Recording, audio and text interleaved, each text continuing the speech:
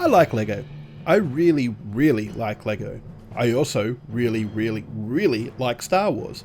And when Lego Star Wars the video game was released on March 29th, 2005, it was like a whole new world had opened up for me. While not the first licensed Lego video game, that honour goes to Lego creator Harry Potter 4 years earlier, it certainly felt to me like a new era in Lego multimedia was being ushered in. There certainly were a lot of Lego games over the years. Star Wars, Harry Potter, Indiana Jones, DC, Marvel and Rock Band all got in on the action. They even brought out their own Toys to Life product, Lego Dimensions. I've always loved my Lego too. Just a look at my streaming backdrop will tell you that, along with all the other sets I have off screen. But mix it with a liberal coating of Star Wars and I was in heaven. I missed Lego Star Wars the video game, which covered the prequel trilogy, but I did get to play Lego Star Wars 2 the original trilogy, and that's what I'll be replaying for you on this episode of Star Wars Playtime.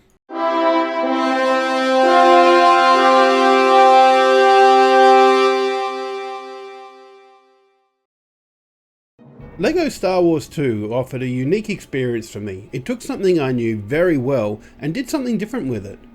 It was a fun game, but also didn't take itself too seriously, offering a new perspective on a galaxy far away. With Lego Star Wars The Skywalker Saga, the collection of all 9 movies in Lego form, due for release later this year, felt like a good time to revisit this classic and see if it was strong with the Force or if it had fallen to the dark side. My trusty GameCube and Wavebird controller got another outing, as I already have Lego Star Wars 2 the original trilogy for the GameCube. I hooked it up to my upscaler and waited for Tantive 4 to race overhead. Let's get into the game.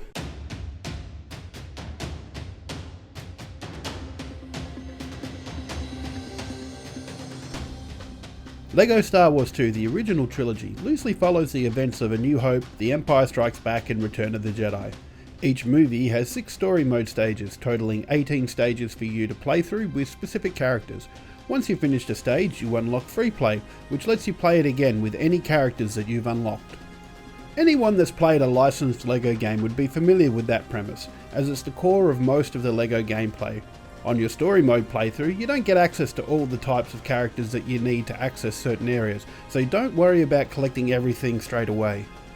By the time the Falcon is blasting its way out of the second Death Star, you'll have unlocked all the types of characters you need to find the collectibles. But why be limited to just the story mode characters? There are 68 characters for you to unlock, all with different attributes. There's your blaster characters, think Han, Leia and Chewie, that come with a grappling hook, droids like R2 and 3PO that open special doors, Jedi like Luke, Obi-Wan and Yoda that can activate shimmering blue objects, small characters like Ewoks and Jawas that can crawl into small spaces, and bounty hunters like Boba Fett and Boushh with grenades. You can even unlock Darth Vader for your free play time to activate shimmering red objects, similar to what the Jedi do with the blue objects. Mastering the abilities of characters is important because there's a lot of collectibles to be had. Each level has 10 mini-kits that combine to build a vehicle that can be viewed just outside the Cantina hub world. They might be hidden behind a character's ability or require you to do something before they will appear.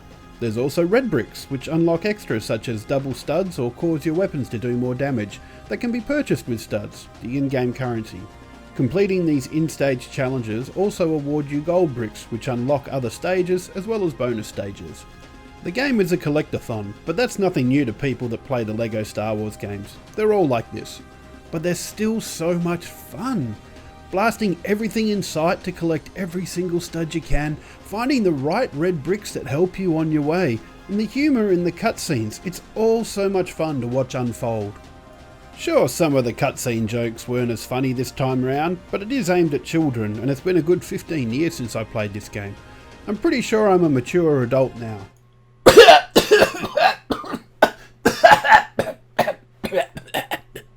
Oh god, I thought I was gonna die there for a second. Those words almost got stuck. I did have issues with large groups of enemies. There were certain sections where they kept respawning and I didn't have a chance to advance in the level before they were shooting at me again. This happened in the ATST part of the Mos Eisley level. Stormtroopers kept appearing and I had no chance to get anywhere in the ATST. I ended up ignoring it completely and continuing on foot. The lightsabers were hard to be accurate with as well. I tended to favour the technique of jumping in the air and slamming my lightsaber into the ground for an area of effect attack, so I generally stuck with blaster characters, only changing to a Jedi or others when I needed to.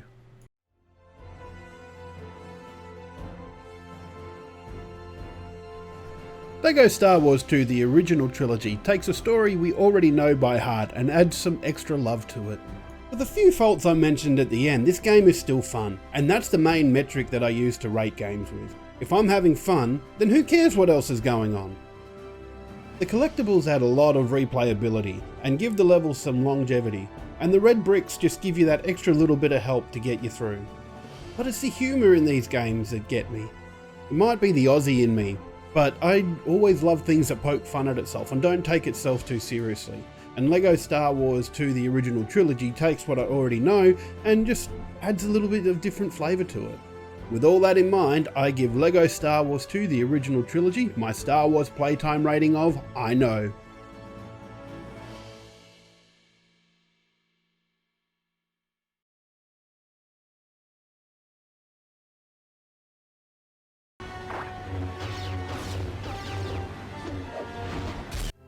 Alright, cool.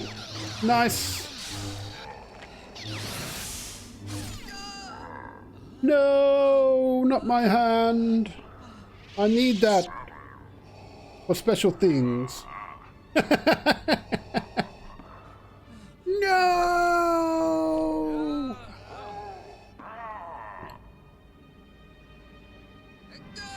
Bye. It's gonna peace out.